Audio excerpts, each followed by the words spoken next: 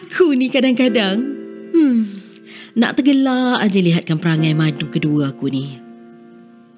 Pagi-pagi lagi dia dah sampai rumah aku.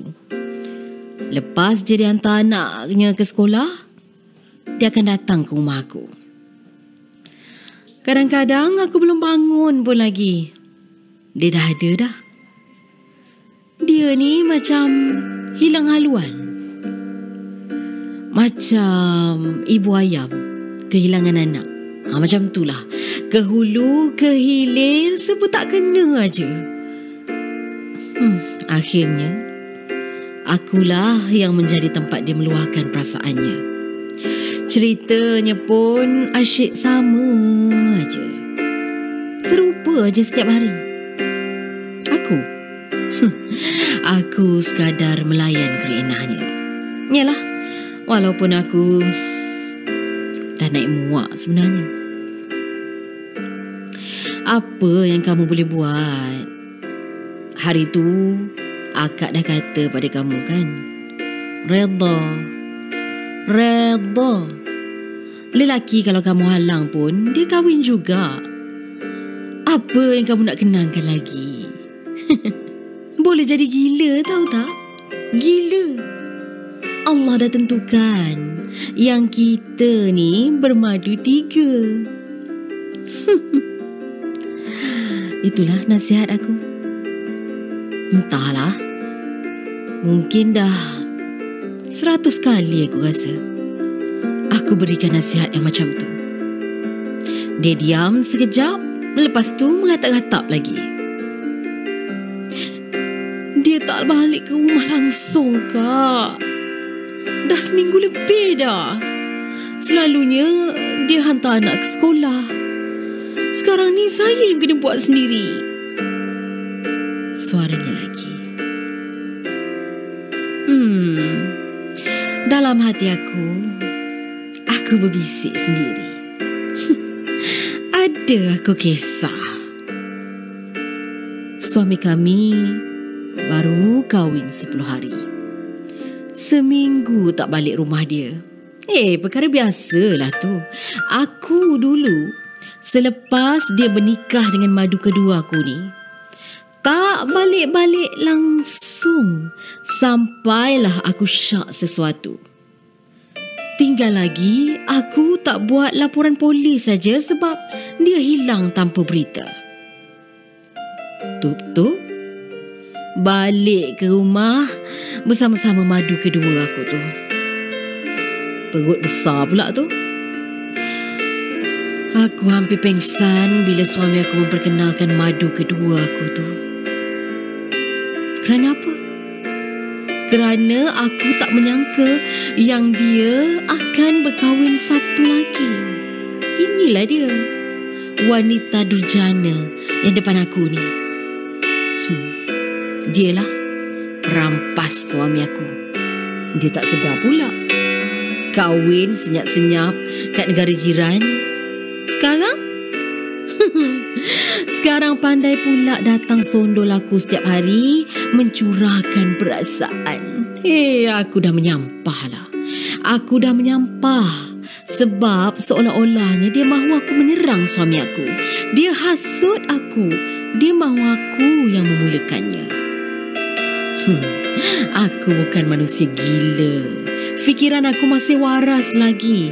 Nak mampus, tak pasal-pasal aku kena naik mahkamah pula. Aku yang akan didakwa kerana menyerang suami sendiri. Satu dunia pula nampak muka aku terpampang di media sosial. Viral sana sini. Bukan. Yang aku hairan, kenapa bukan dia yang bertindak sendiri? Dia lebih muda daripada aku. Kudrat masih kuat. Fikiran masih segar untuk berhujah dekat mahkamah tu. Kenapa dia tak buat sendiri je? Kenapa dia mengharapkan aku pula?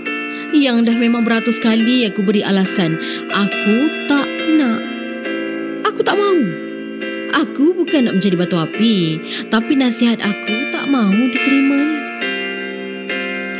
Semua itu berlaku kerana dia yang tak puas hati. Dia rasa suami kami tak adil dan tidak sepatutnya kahwin lagi.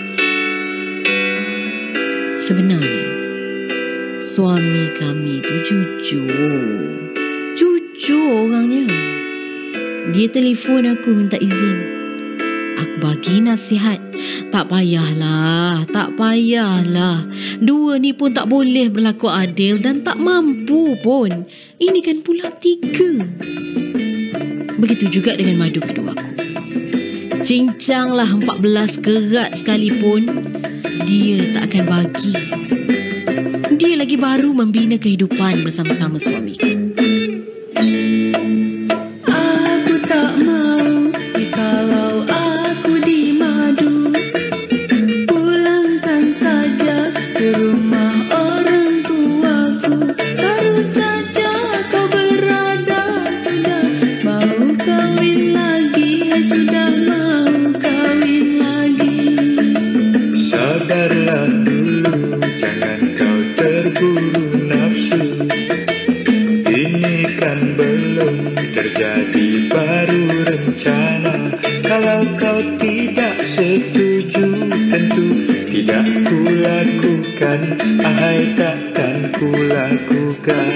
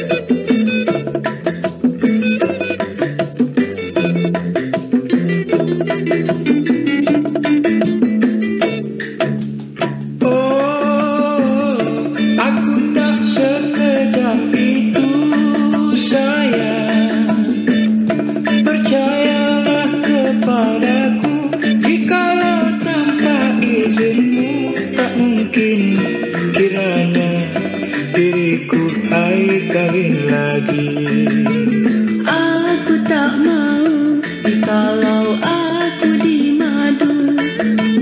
Pulangkan saja ke rumah orang tuaku.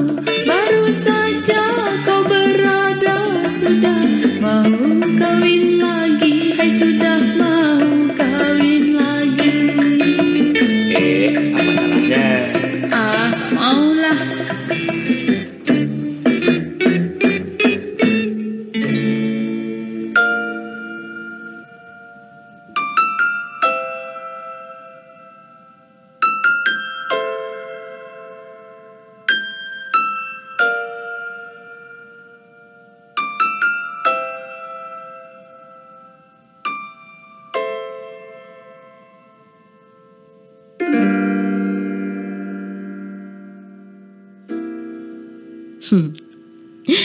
Aku dah tahu sangat perangai laki aku tu. Bila gaji dan pangkat besar sikit, terbeliak biji mata melihat wanita berdaya licin. Masa dia susah-susah sambung pelajaran dulu, macam-macam dia janji dengan aku. Abang setia lah, abang apalah. Bohong belaka. Apa? Ingat, aku dusta ke? Aku cerita apa yang benar dan apa yang aku dah alami. Dah berlaut-laut air mata aku ni tercurah mengenangkan nasib aku ini ketepikan bagai sampah. Bertahun-tahun aku berendam air mata dan rasa kecewa yang tak putus-putus bertali arus. Aku telan semuanya. Aku telan semua peristiwa pahit itu seperti empedu. Bertahun juga aku bersabar dan aku memujuk hati dengan ketentuan ilahi. Aku tak nak tunjukkan rasa kecewa tu di hadapan anak-anak aku. Dan aku selalu kata, biarlah. Tetapi di kejauhan hati aku,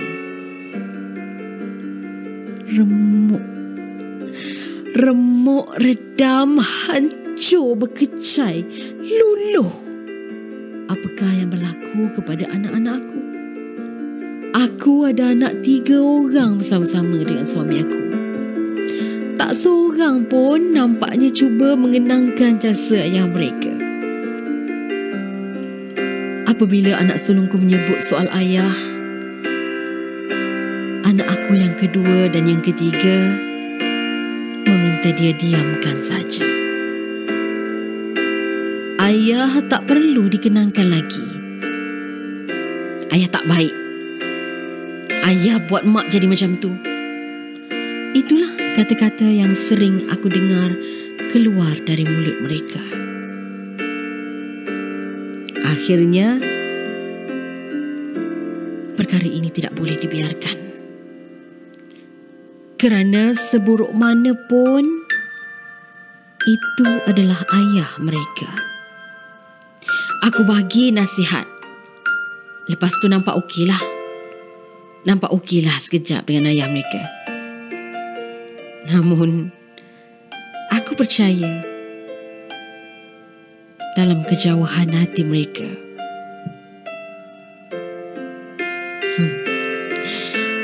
yalah, aku sendiri tak pasti. Sudah bergolak macam-macam dalam rumah tanggaku. Madu aku tu, dia baru aja alami sehari 2 ni. Dah nak jadi macam orang gila. Macam ayam berak kapur ditimpa hujan.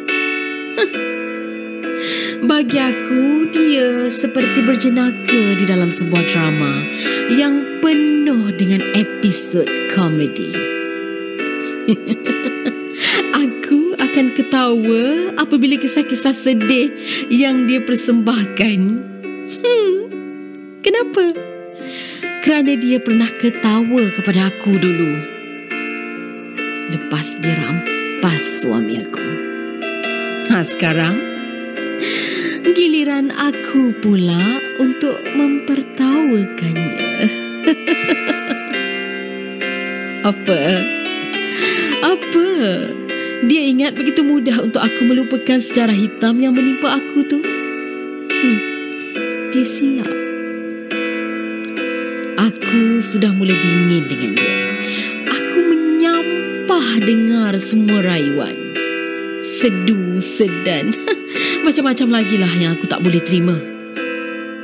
Setiap kali dia telefon aku, cepat aja aku putuskan dengan bagai-bagai alasan. Bila dia datang ke rumah aku macam biasa, aku beritahu pada dia ada kerja yang aku nak buat. Aku dah tak hidangkan minuman macam selalu.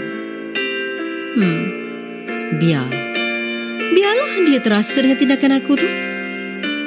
Nak berterus terang pula, yang aku tak suka terasa macam kejam sangat pula. Nah, hampir 5 hari kami tidak berhubung. Lega rasanya. Rasa aman aja walaupun jaraknya cuma 5 hari. Aku rasakan dunia ni tenang aja. Mungkin dia mula terasa yang aku tak begitu suka dengan dia. Eloklah macam tu. Itu adalah lebih baik daripada aku yang bercakap sendiri dengannya yang aku tak suka dekat dia. Kalau aku cakap macam tu nanti, dia salah faham. Nanti tak pasal-pasal boleh bergaduh. Bukan emas permata, ringgit berjuta, tanda bahagia.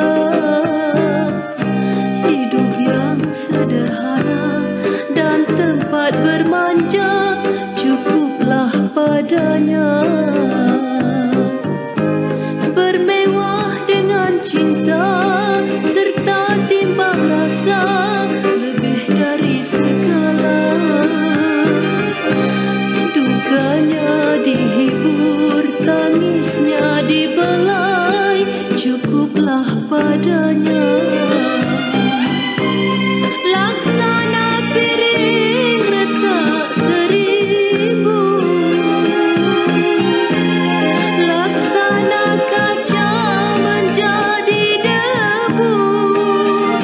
Kalau sudah hatinya hancur, biarpun demikian sudah ditakdirkan, sanggup berkorban. Kasihnya bagai air tak henti mengalir, walau kau durjana.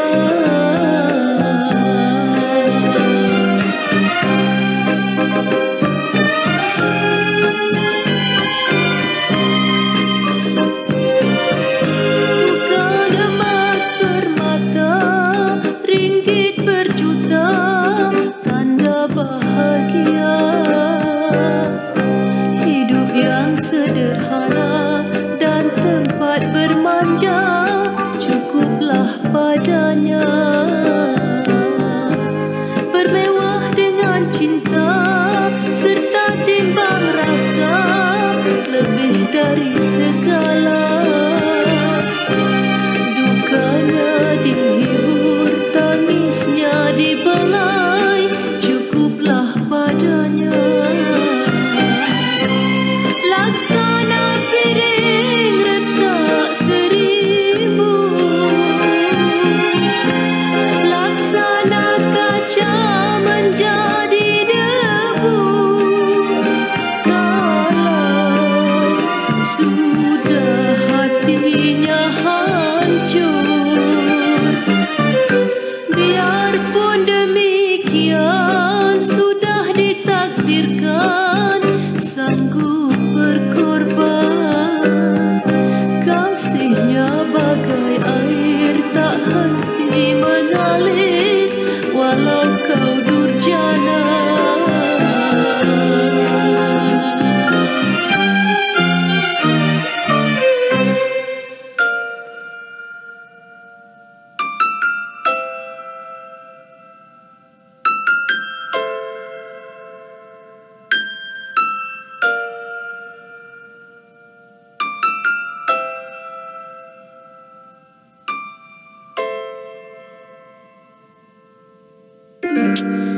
Aduh, aku ingatkan semuanya dah selesai lah. Ingatkan aku dah boleh aman damai. Tapi, aduh, tup-tup berdiri kaku suami aku dengan isteri ketiganya di depan pintu rumah aku. Berderet-deret dengan anak yang tiga-tiga orang tu. Bila pula mereka ni sampai?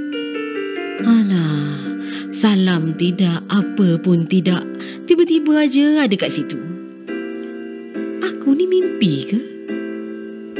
Ke ini memang realiti? Berderau darah aku. Dah rasa macam nak terpancut keluar dari dalam tubuh aku. Memang rasa macam nak rebah. Tapi aku pertahankan demi tak mahu terasa malu dengan madu ketiga aku tu. Masing-masing tergamam. Suami aku pula macam orang bodoh. Entahlah kenapa, madu aku tu cuba menghulur tangan untuk bersalaman dengan aku. Aku tak sambut sedikit pun salamnya. Sempat aku merenung wajahnya. Betul lah, berdahi licin. Agak berfashion orangnya. 30-an tu memang betul. Anak-anaknya yang semua perempuan tu datang bersalaman dengan aku. Oh, inilah orangnya. Boleh tahan. lawa. Betul lah kata aku dulu. Suami aku memilihnya bukan sebab kesian kan dia ni beranak 3. Tetapi kerana rupanya. Semata-mata kerana rupanya. Ikut pandangan mata aku, dia memang lebih cantik daripada madu keduaku. Dengan aku, apatah lagi, jauh panggang dari api. Aku ni selekeh, suri rumah tangga lah katakan. Tak pandai nak bersolek sana sini. Dalam aku kebingungan dan tak tahu nak layan mereka macam mana, tiba-tiba muncul pula madu aku yang kedua tu. Ya Allah, drama apakah pula ni? Aku rasa ini bukan lagi episod jenaka yang pernah aku sebutkan dulu. Aku perhatikan saja gelagat madu kedua aku sebaik saja dia turun dari keretanya. Suami aku memperkenalkan madu ketiganya kepada kami. Madu kedua aku tu nak ditampanya pipi madu kami tu. Dia dihalang oleh suami aku. Aku rasa malu sangat. Apatah lagi, madu kedua aku menghamburkan kata-kata kesat kepada madu ketiga kami tu. Aku menghalang madu kedua aku daripada bertindak yang bukan-bukan. Aku menariknya terus masuk ke dalam rumah. Berkali-kali dia minta dilepaskan. Terjerit-jerit macam orang hilang ingatan. Sudahlah. Malu semua orang tengok ni. Malu tahu tak? Aku tak tahu nak buat apa lagi. Selagi suami aku dan isteri barunya masih ada di situ, macam-macam lagi lah yang boleh berlaku. Aku minta mereka berlalu saja. Biarlah madu kedua aku yang uruskan. Akhirnya, aku lihat dia berkeadaan lembik, lesu tak bermaknya, dan hanya membisu 1000 bahasa. Kenapalah dua keadaan boleh berlaku serentak? Keadaan pertama, kedatangan suamiku dan isteri barunya, dan keadaan kedua, masa yang sama, madu kedua aku datang ke rumahku. Setelah 5 hari dia menyepi. Dia seolah-olah macam tahu yang suami aku akan pulang dan akan memperkenalkan isteri baru itu.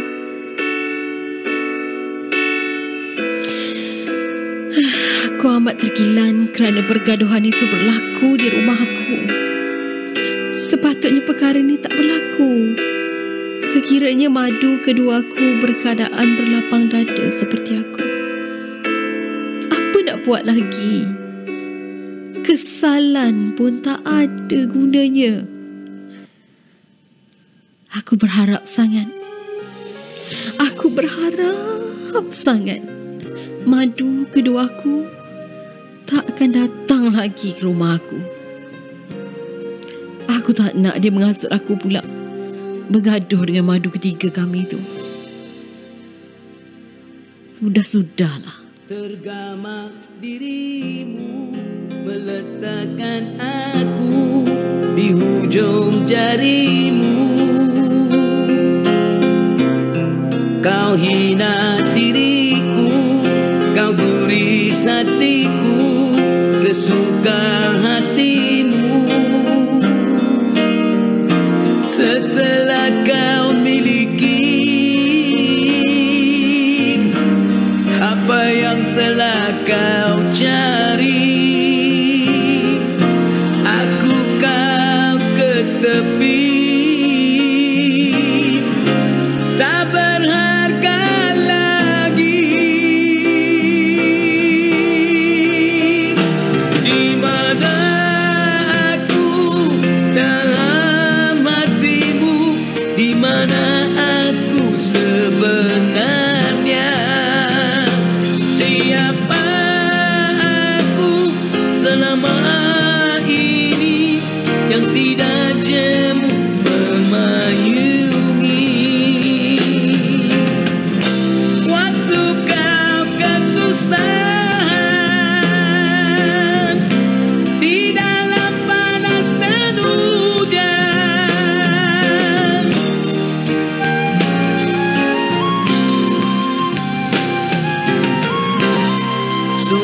tak kuduga kau cepat berubah.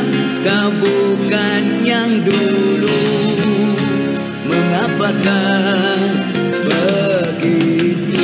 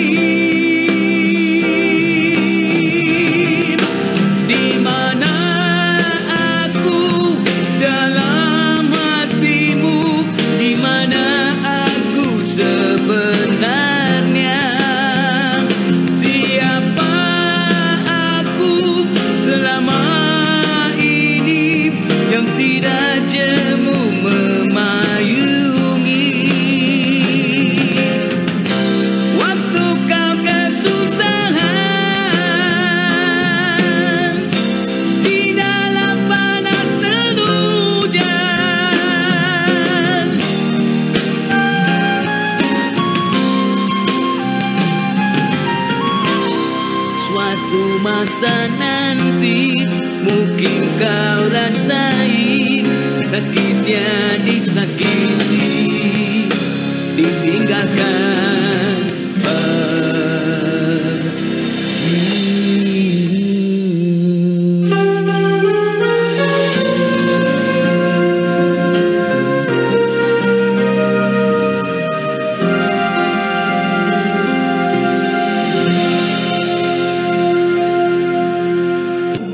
Aku pernah berjanji dengan Hadi akan membantu anaknya Huda untuk menghabiskan pengajiannya di UiTM. Perjanjian aku itu terjadi setelah Hadi terlibat di dalam suatu kemalangan. Tangan kanannya telah termasuk ke dalam mesin pemotong kayu, tangan Hadi hancur dan terpaksa dipotong oleh doktor. Sejak itu, Hadi tidak berupaya untuk membuat kerja-kerja yang berat dan dia ditempatkan ke dalam pejabat oleh majikanku. Kali ini kerja Hadi amat mudah jika dibandingkan ketika dia bekerja bersama-sama aku dahulu.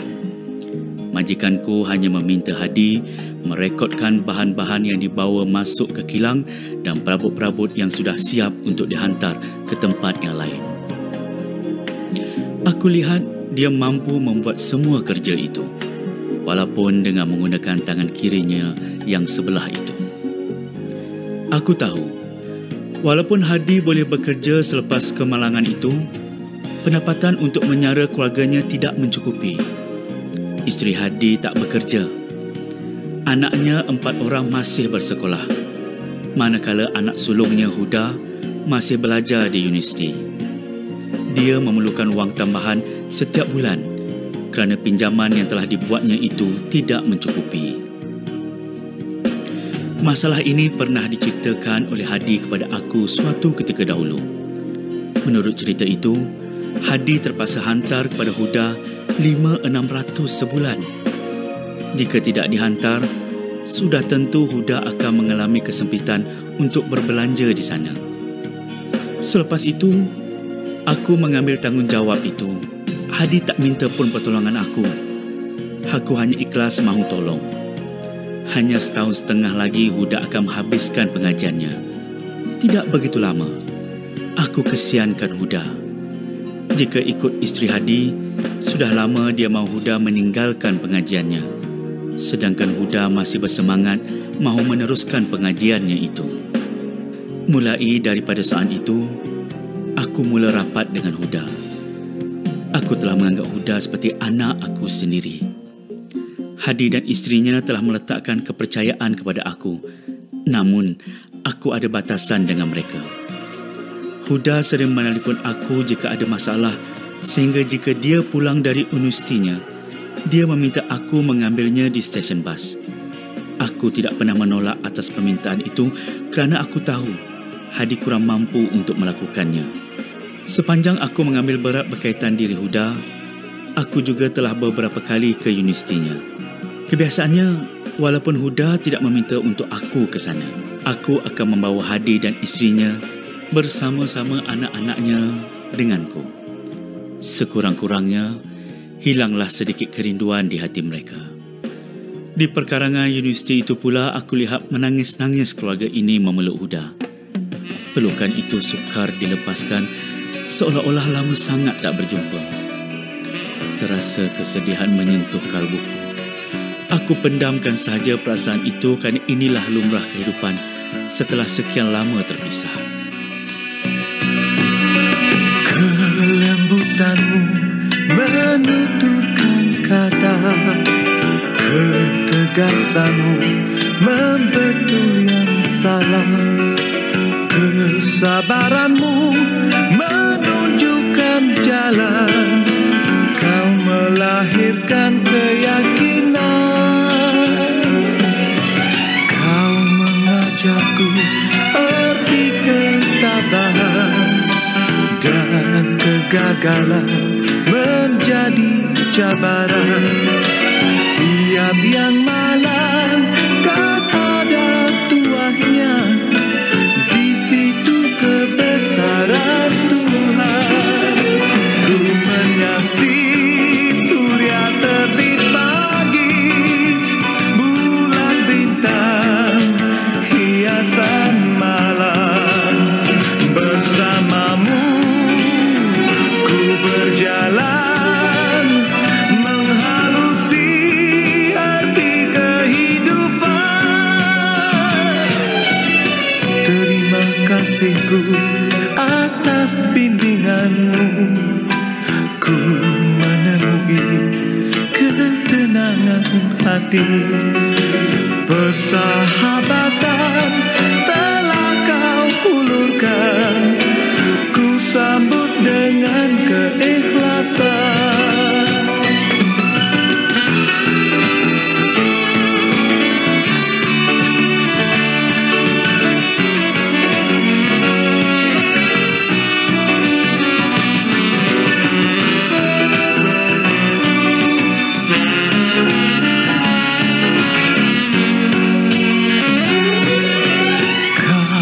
Mengajarku arti ketabahan, dan kegagalan menjadi cabaran. Tiap yang malang kan ada tuahnya, di situ kebesaran Tuhan. Ku menyaksi surya terbit pagi, bulan bintang hiasan malam. Bersamamu ku berjalan, menghalusi arti kehidupan. Terima kasihku atas bimbinganmu, ku menemui ketenangan hati. Persahabatan telah kau hulurkan, ku sambut dengan keikhlasan.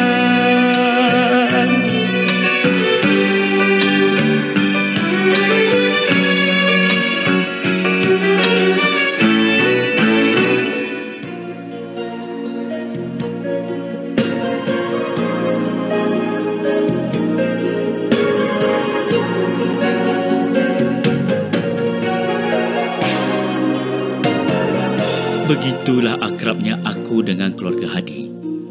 Hubungan yang dibina itu rupa-rupanya begitu rapuh bagai ranting pokok yang sudah mati.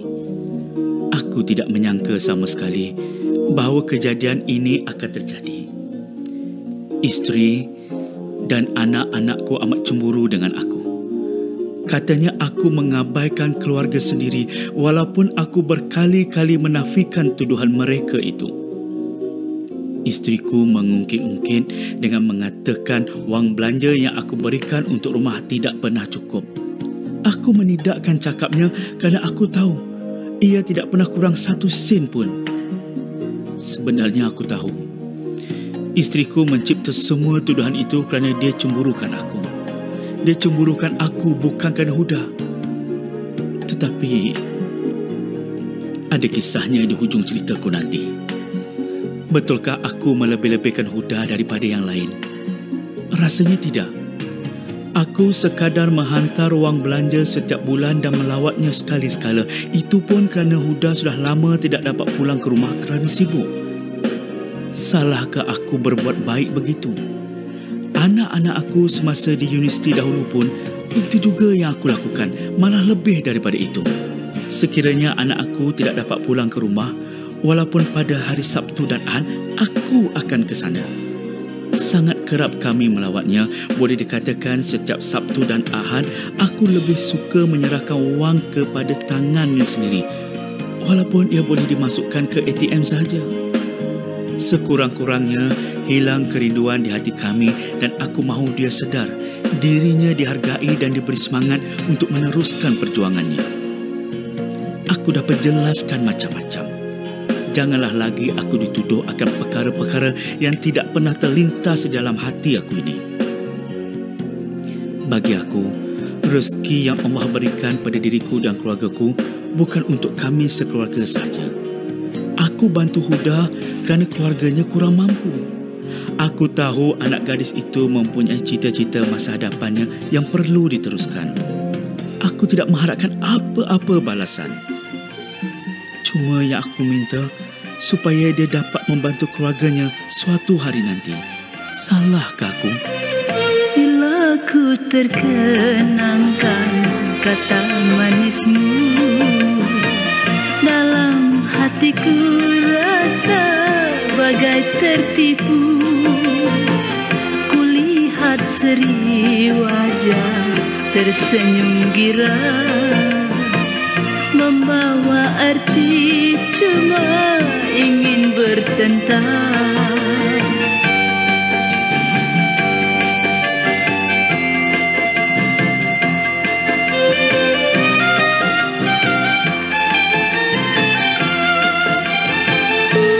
Rasa tiada bahagia jiwa bertemu si dia yang berdusta. Walaupun lama hati mengeluh rindu, namun kandaku tetap riang selalu. Mengapa di kau selalu ingin berjanji, segala puja mesra tidak berarti.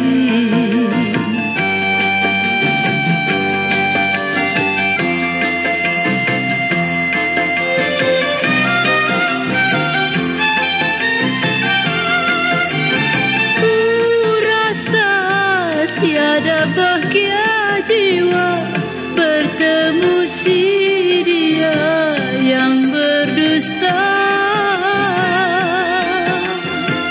Walaupun lama hati mengeluh rindu, namun kandaku tetap riang selalu. Mengapa di kau selalu ingin berjanji, segala puja mesra tidak berarti.